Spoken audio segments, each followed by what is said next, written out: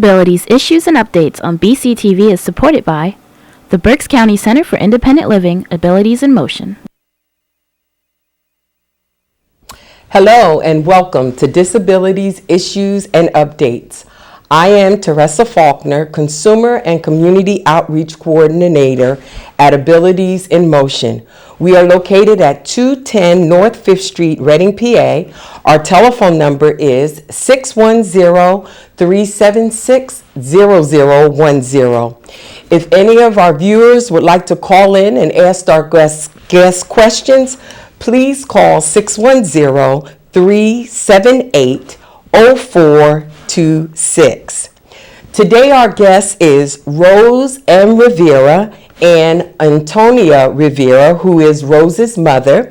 Rose is a brain aneurysm survivor, a miracle. Welcome, Rose and Antonia. So good to have you on our show. Thank you. And thank you so much for sharing your survival story with our viewers today.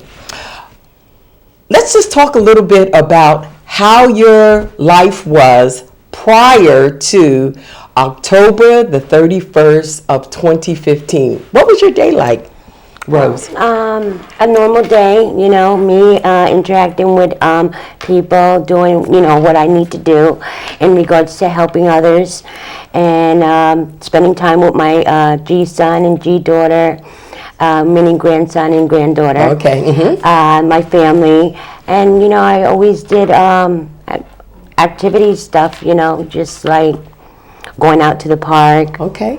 You know, talking to one another, you know, other people. Good. Doing activities such as, you know, arts and crafts and things in that nature. So you were very active. Yes, I was very And active. your mother can actually testify too. She Yes, was very active. very She active. was really on the go. I could not keep up with her. Wonderful.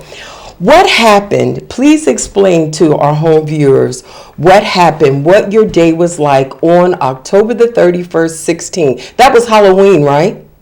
That was October 31st, 2015, yes. 2015, I'm sorry. Yes, Thank that you for was the correction. Halloween. It was Halloween. Yeah. Let me ask you this question. Did you have a Halloween costume? Yeah, the headless man. You were the headless man? Oh. Yeah, I was.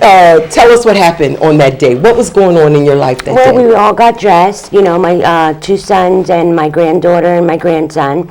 We all met up at Exeter, where my sister Nancy lives. Okay. We did the trick-or-treating. Okay. We did all that, and then we went to her home, and then we, we celebrated the Halloween, handing trick-or-treats to the other children. And at the same time, you know, she had cooked dinner for us, and they were drinking and, you know, having a good time. Okay. Celebration. And then they had offered me a drink, and I told them, no, I'm not in the mood for a drink today. Okay. I feel like a headache coming on. Okay. So one thing that you noticed different that day, you had a headache, slight headache. A slight headache. Okay. And go ahead and So, continue. you know, I just, you know, kept on with the, you know, kids and giving the trick-or-treat things out. And then once we left, I went, to my home. You went to home? Okay. And then I told my younger son, I'm not feeling good. I'm going to go to my mom's. Okay. So that's what I did. I went to my mother's and told her I had a headache. Okay. And she gave me an aspirin, and I just laid down and went to bed. Okay. Let me ask your mother, how did she seem that day when she came and asked you about the aspirin? Well, she seemed like she didn't look like herself. She didn't look like, okay. So I said, what's the matter? She said, Mom, I have a headache. Can you do some of the stuff that you do for headaches? Okay. Because I have a bottle mixed with different Retamies. Okay. Okay. The old-fashioned The stuff. old, okay. So I rubbed it all over her head and stuff like that. I gave her an aspirin, and I said, go lay down and relax. Okay. So she did.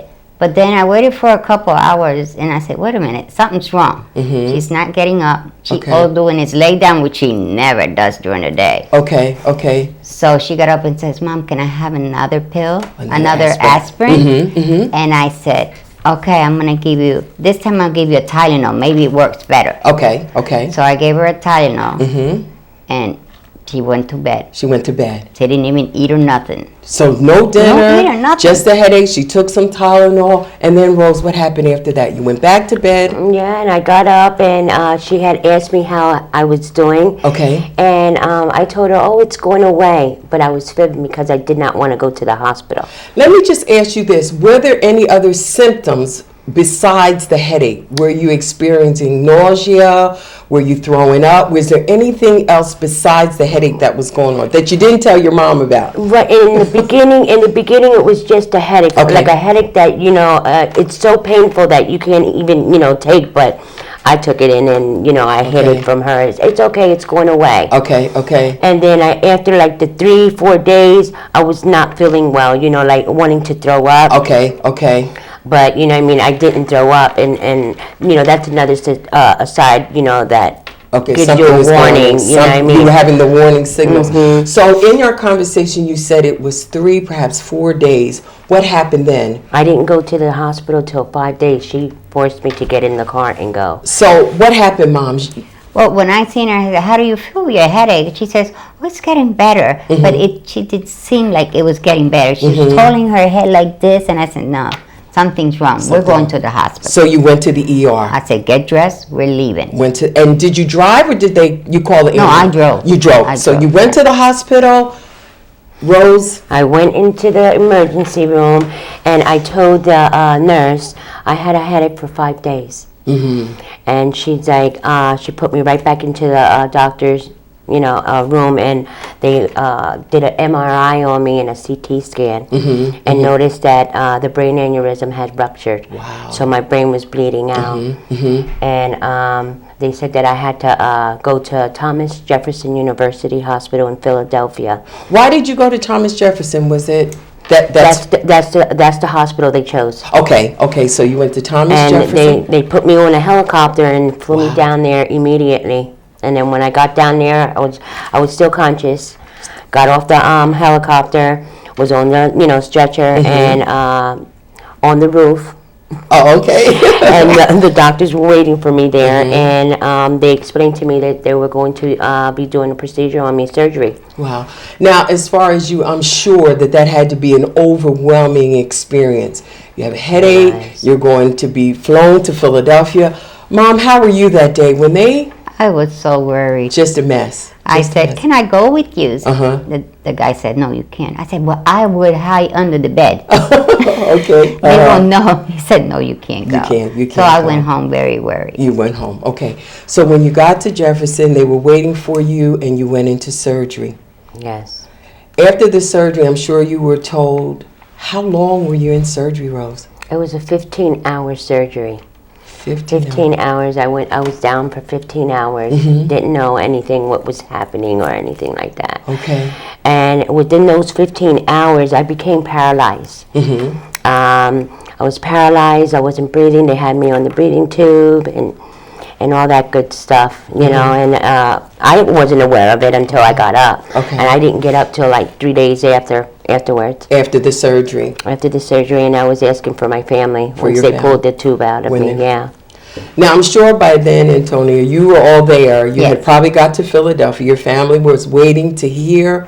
When the doctor from Jefferson talked to you, what was the news like? Was it Well, she came over and said, that was my grandson Jeremiah. okay? She said, oh, well, your daughter might not make it. It might be 50-50 chance. I said, me and him almost collapsed together. We were very nervous. So we said, well, we have her in God's hands. Okay, God would do everything that he can for her. to help her. So me and him started praying in the waiting room And you just waited. and just waited. That had to be a long wait. It was a long wait. It was very long. So, Rose, when you were talking, you were saying to me that you were like out of it, or coma, or is that the right thing, or I was you were sedated, sedated for 3 days. Yes. For 3 days, and you, Antonia, had received news that. Well, at 4 o'clock in the morning, I received a call saying that she really needed to go in her brain. Okay, I said, The well, doctor. you do what you can. okay. and I put her in God's hands. Okay, but was that a part of the 15-hour surgery, or was that another surgery? That was a part the of- second one they were a going to do. part of the 'Cause surgery. what Okay. they did first was the catheterization. Okay, all right. So then after those days of being under sedation because of the major surgery that you had, tell me what happened. What they told you what happened, or what you remembered after those couple of days? When I got up, well, I know as I asked for my family, I wanted to see my family, and they were like, they're in the waiting room. I was like, okay, so I would like to get up and, go see them. And they're like, oh, we'll get you a wheelchair because we don't think you can walk. I was like, no, I can walk. So you came out of the sedation, asked for your family. I got up out of bed and started strutting to the waiting room. I was like, show me where's the waiting room. So I did that, and my family was in there, talking. And then when they see me, their mouths dropped, and I was like, are you just going to come to my room or not? So, they followed me to the room, and then we went, and then it was so, it was exciting, and, so much on me because there was so many people in the room that I caught a brain spasm. Oh, okay. Then, I didn't know what was going on. I didn't know what I was saying and things in that nature. So then they had to wrap me up and put all kinds of wires on my head, and it was like an ultrasound of my brain. Okay. And I had to keep that on for 24 hours. Okay. Now, I have to ask your mother. I'm sure when you saw her come in that waiting room, it was like a miracle. It was a miracle. Thank you, Lord. I thank my Lord. And so all of the family then went back to your room. Some other, I would actually say some complications kind of came up. They had to do some other things. But then you actually were in Jefferson for how many more days at the hospital? Well, after the surgery, I stood in Jefferson for like whole 25 days. Okay. Like a month. And do you remember, or did they tell you, what were some of the things that were going on while you were at Jefferson those 25 days? Were they doing therapy? Were you just mostly resting? I was mostly resting, and they were, keeping an eye on my brain, do an ultrasound machine, Okay. with the wires all hooked up, and they had my head wrapped up like in a cone. Okay. So after that 25th day, did you go home or did you go to the rehab? No, I went home. You went home? I went home to celebrate Thanksgiving with my family. I was there on time for Thanksgiving. Isn't that something It's like amazing? thanks for giving. Yes. Now, when you left the hospital, when we were doing our interview, you told me about a special helmet that you had to wear when This you. is the special helmet. Tell our viewers about that helmet. This after I came out of surgery, what it is I didn't have my skull. Okay. So this helmet right here was protecting my skull, and I had to wear it for like 7 months. Okay. And then I went down to Jefferson's again, and what they did was put my skull back in March. March of this year. March of this year, they put my skull back in, and now I don't have to wear this. These signatures are from the doctors, from Thomas Jefferson, my friends and family. Isn't that amazing? And then here's the helicopter pin that they flew me on. Oh, wonderful. What was life like after was you left scary. After you left Jefferson and you went back home? You had to wear the protective helmet, and it is I'm looking at the signatures. It's amazing. It's a constant reminder that you are a miracle. Yeah. Amazing. But when you came back from Jefferson, what was life like at home? Were you different? Were you Very different. I'm not going to be the same again. I feel I'm not going to be the same, but I am working on it. I am working on it. It was different because I wasn't able to do anything at all. There was a life change. It's a life change. It's a scary thing. Brain aneurysm. A lot of people don't survive that. I was thinking about when you said that I'm working toward it. You are a very positive person with a lot of strength, and I so appreciate the fact that you volunteered to come and tell our viewers about aneurysm. I applaud you for that. Absolutely. I applaud you for if anyone out there is having a headache or, feel some type of pain back, in the back of their head, like they can't hold it, I suggest them to go to the hospital and ask their doctor for an MRI or a CT scan, because they never know, it could save their life. Right. So one of the signs is like not a normal headache. It's not totally a normal different. headache at all. It's And totally then different. there's a lot of people that do get migraines. Don't get me wrong, but it's a headache that's way beyond that. I'm talking about a pain that you never ever can never experience. Wonderful, wonderful. Let's talk a little bit about, you had said that after your return back home from Jefferson, you had to go back to the hospital in March for another surgery. Yes. And that was actually to put your skull back in, because this was protecting your brain, so they had to put things back in place. What was that surgery like? Do you remember how long it was? Or It took them 5 hours. 5 hours 5 hours for them to place my skull back in to my put head. it back in?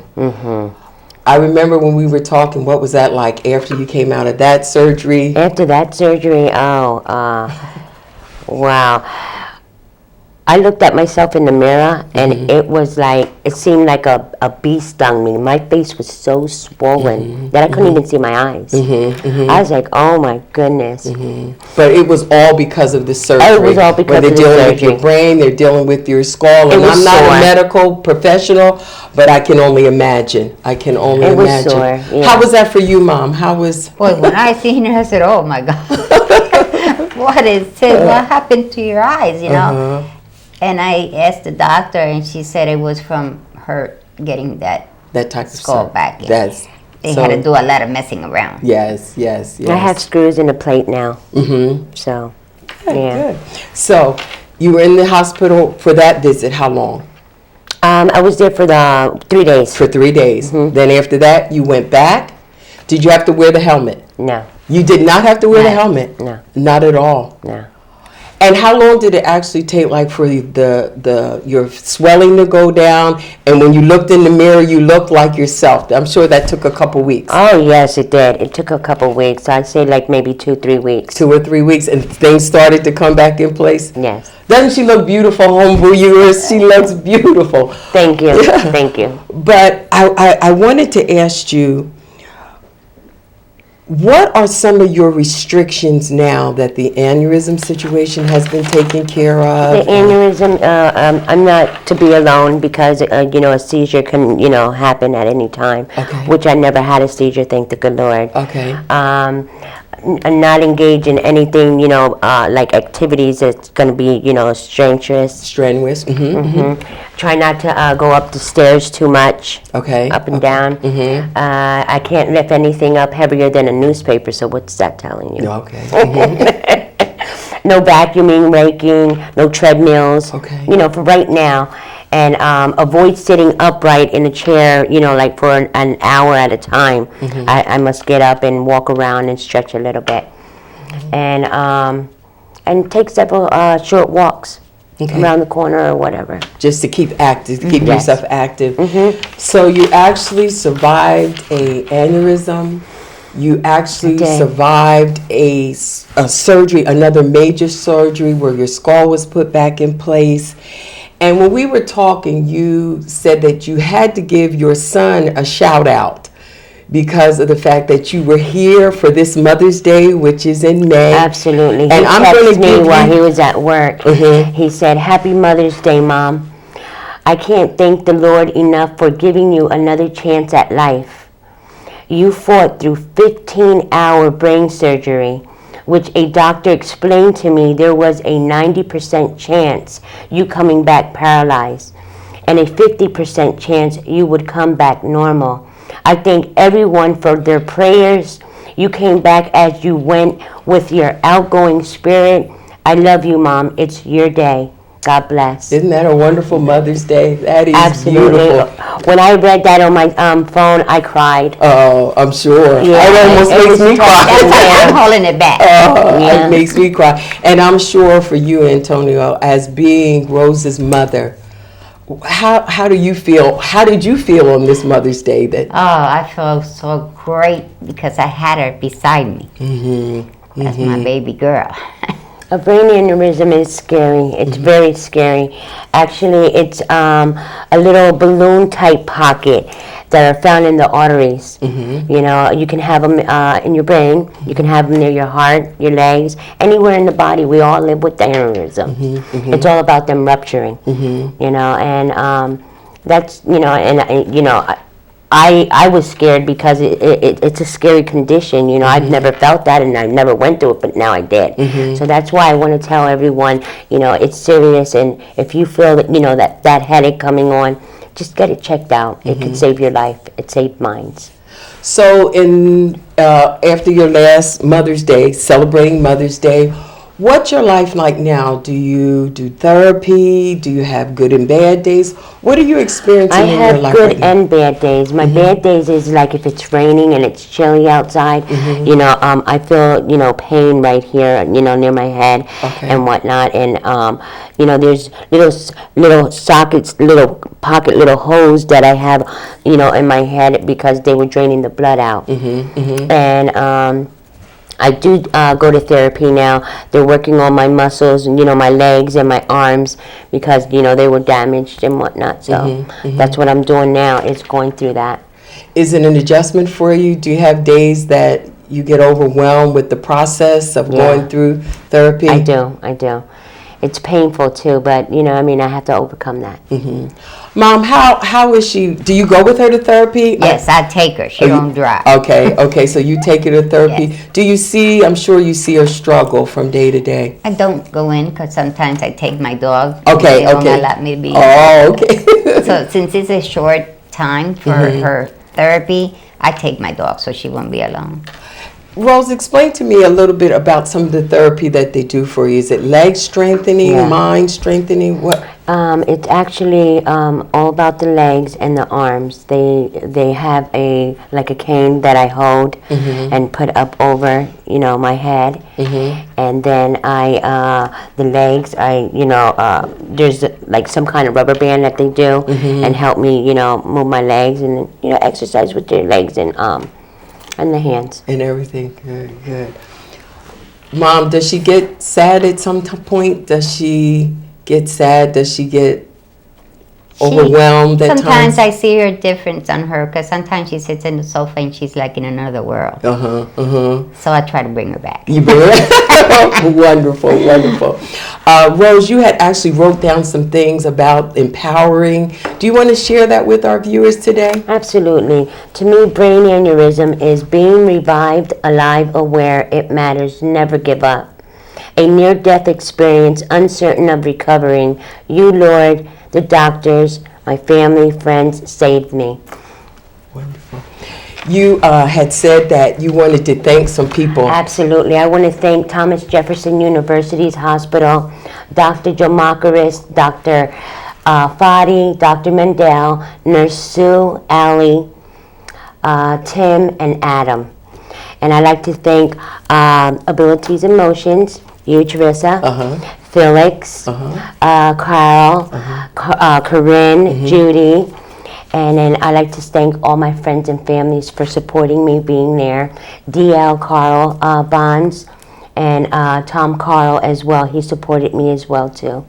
And what about your mom? My mom is my savior. My mother is my savior. Yes. She's my all. The good Lord gave me a second chance. Wonderful. I thank you so much. Oh, thank you. And we again want to thank you, Rosa, and your mother, Antonia, for coming again and sharing your story with us. A miracle. Every time I look at you, you are a Thank you. miracle. Thank you so much much for sharing your story, and we hope that you continue to get strengthened, and we look for you in the community. Are you going to be doing some things? Are you volunteering or? I'm actually trying to write this book about brain aneurysm survivor. Okay. So, you know, anybody that wants to support me, you know, help me and guide me with it, I'll be more than happy to listen. And let's just kind of highlight on this. We have these pins on. You want to tell us about that? Yeah, these are Guardian Angels. It's the burgundy ribbon for brain aneurysm. My mom and I make them. And then this pin is the brain aneurysm saying that I just said. Oh, say it again. Say that. Being revived, alive, aware, it matters, never give up. a near-death experience, uncertain of recovering. You, Lord, the doctors, family, and friends saved me. Wonderful, wonderful.